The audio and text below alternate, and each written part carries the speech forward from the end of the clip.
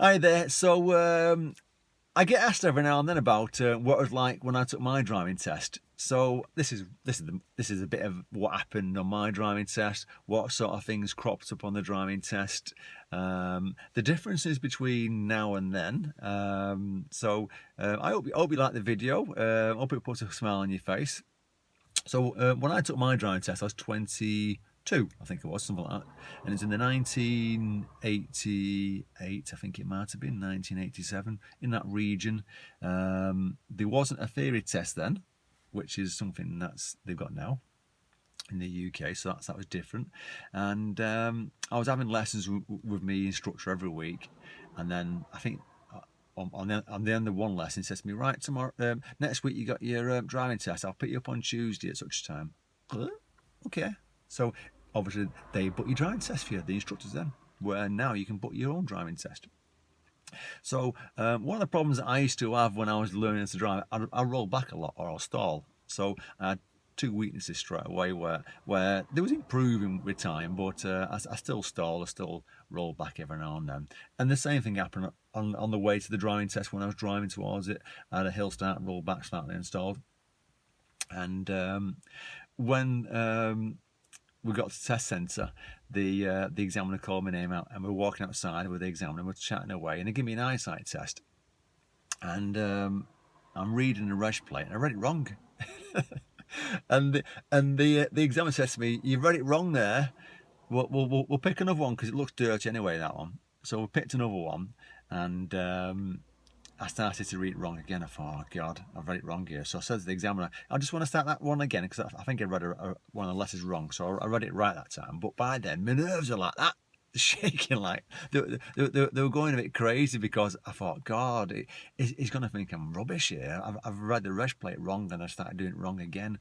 But we walked over to the car, and I think it was a Toyota Corolla I was taking my test in at the time. It was a really nice car.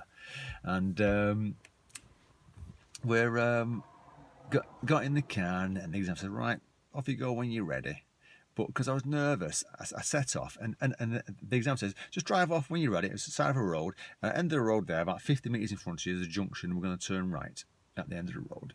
So I set off, but because I was nervous, the car went dum, dum, dum.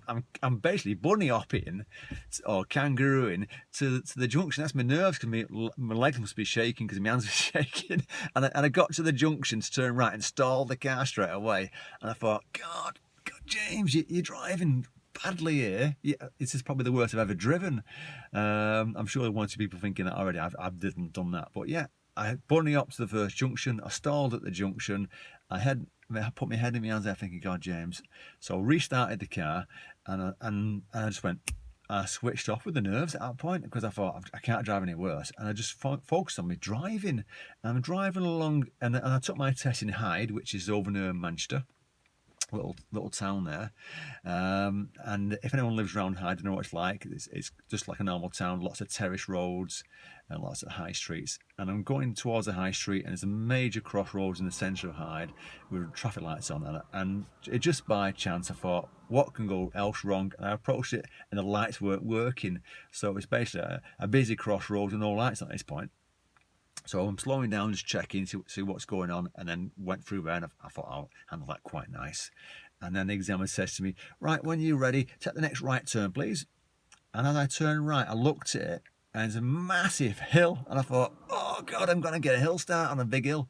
And as I'm driving up this hill, I looked at the top of the hill, and there's a dustbin truck or a garbage truck right at the top of the hill, sprawled across both lanes, picking up rubbish. Is this stationary? So I got towards the garbage truck and slowed down and stopped, put my handbrake on, and I'm sat there in neutral waiting, and I'm thinking, oh God, I'm going to get a hill start here. And I'm looking in my rear view mirror, and there's cars piling up behind me, all waiting, and it felt like the eternity at that point. It felt like going forever, but I bet I must have been there about a minute, but it felt like 10-15 minutes.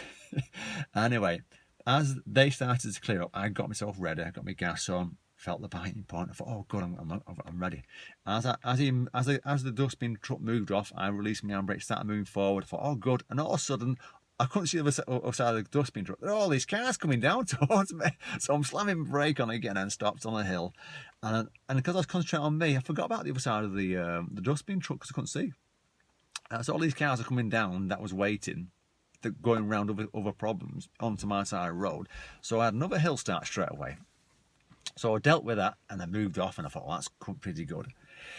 And then I got my manoeuvres. Now, the manoeuvres in the 1980s, what I had was the 3-point turn and the left reverse and the emergency stop.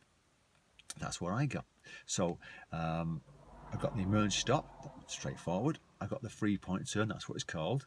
You have to do it in 3, and I've done that one quite nice. And I got left reverse, and the left reverse, I remember it. It was because it was autumn. The leaves was all over the curb. I couldn't see, so I pulled up just past the bend, popped it in reverse, looking round, went round the corner, a little bit wider because I couldn't see the curb. Just went round the leaves, and then drove off. And I thought, oh, that's going fine. Got back to test centre, and then at the end of the test, and this is what's also slightly different, is there wasn't any theory then. There wasn't a theory test. So at the end of the test, the examiner pulls out a little A5 flip chart and asks me questions on highway code, like, what does that picture mean? What does that picture mean? He asked me 3 questions, and that's it. And that's the theory test then, because all you had then in the 80s was the highway code, or you had little books. So my instructor says to me, get the highway code out and read that, and it's the most boring book going. I fell asleep that many times trying to read it, and it's all about rules and regulations, but it sinks in eventually. Anyway, yeah, at the end of it, so well done, you passed, well done, well done. And then he signed this sheet and gave it to me, and I sent off the license then at a point. And then my instructor said to me, do you want to drive home on the motorway? I said, no, I want to rest, I'm shattered. So, because I was exhausted at that point, but I suppose looking back on it, it would have been great to go on the motorway if you had the chance. So that was my experience. I hope it puts a couple of smiles on your faces. If it does, great. And if you've got your test coming up and you think, God, that's completely different than mine, you enjoy your driving test. Take care and safe driving.